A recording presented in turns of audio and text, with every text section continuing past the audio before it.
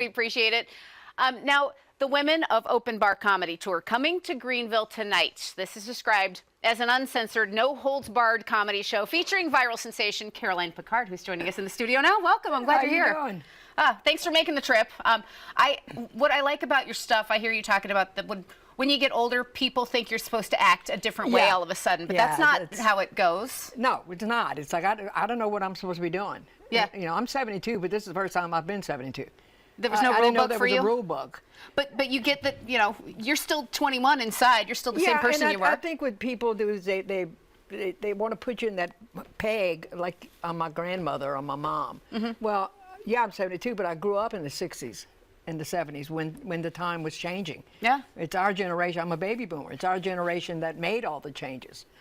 Well, and you put yourself into an environment where you are more active and busy. Like, I was kind of exhausted imagining your last couple weeks. You talk about the travel and the staying up late and then being on, and I think, I need 9 or 10 hours, please. No, I got so used to it. I mean, I've been doing stand-up now, what, 30 years? Yeah. And I've traveled around the world, different time changes.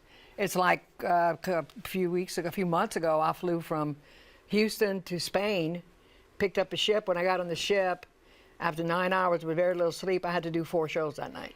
Is this the secret to staying young? I mean, just you don't have a choice if you're on your way to Spain. I don't have time to get old. Yeah. When you hit 50, you said your give a darn button kind of broke. Oh yeah. Decade later, you just got it uninstalled. What happens at 70? Is there something liberating? You realize you don't have to like people. Yeah. I mean, if you come into my life, it's like, I'm sorry, man, I'm closer to seeing Jesus than you are. So take your drama. No promises here. Take your drama someplace else. We don't have time here.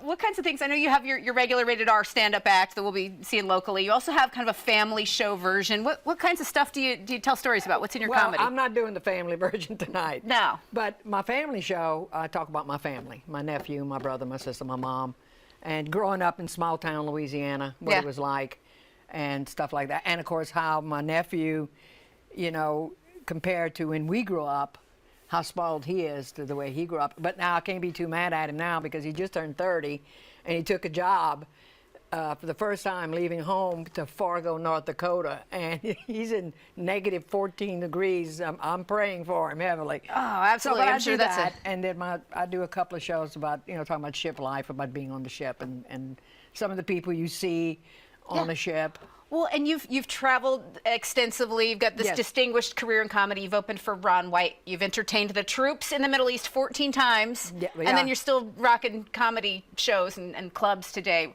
What do you hope people learn from you? I mean, I guess when they watch you, what do you hope goes through their mind? That, you know, you can get older, but you don't stop dreaming. You don't stop living. You got to take life every day. Get up in the morning, have a purpose. You know, I get up, have my coffee, think of new things I'm going to do. I'm working on doing some stuff where I'm selling. I've got a new koozie I'm working on called Peace, Love, and Menopause. And then I want to get this thing where you push a little button, it says, please, please stop talking. You know, stuff like that. Just new catchy things. That, that's what keeps you energized and passionate. If you got a new idea cooking, you're buzzing. I do a bit about menopause, and one of the biggest lines in there is, y'all not hot? You feel my neck. You're not hot. It's just me. So, and people remember that. Yeah. They'll see me on the ship, and I'll be walking through to get coffee, and they'll say, "Hey, Caroline, what? You not hot?" I think connecting with people is something really special that you're able to do on this platform. What's it like for you to look out and realize that people, you know, the mundane stories of life, these are things that people connect over. They can relate to you, and I think you're killing it out there. with my show, and even Julie's and Janet's, we're relatable. Okay, we're not here. We're with you. We grew up the same way you did. We think the same things you think. You know, we have a good time. Because before I did stand up, I worked a regular 8-to-5 job. I was in the oil and gas industry. I was a senior executive secretary. So I've been there. Yeah. You know, I know all that. And same thing with Janet. You know, Julie. We've all had jobs before we did comedy. That working class life is where you get the material. Too. Don't think you know, people go, am I too old to start? No, I was 40 when I started. And so follow those dreams, starting time, and seize every day. That's it. I mean, people should go see you tonight. You know, I didn't tell people for almost a year that I was doing stand-up because I was horrible. But, you know, and when I told my mom, she said, oh, that's sad. Oh, that's too bad. But then you started getting great. And then she started traveling with me. Yeah, and now I think You're to be admired just the way you put yourself out there. I always think all comedians are pretty brave, amazing people, but, you know, traveling, doing all you do, people are going to want to come see you. Caroline Picard, we want to put that information out there. Yeah. Thank you so much. Thanks for having me. The show performing Comedy Zone tonight. This is Women of Open Bar Comedy Tour kicking off 7 p.m. Doors open at 6 and tickets at $25. Right on.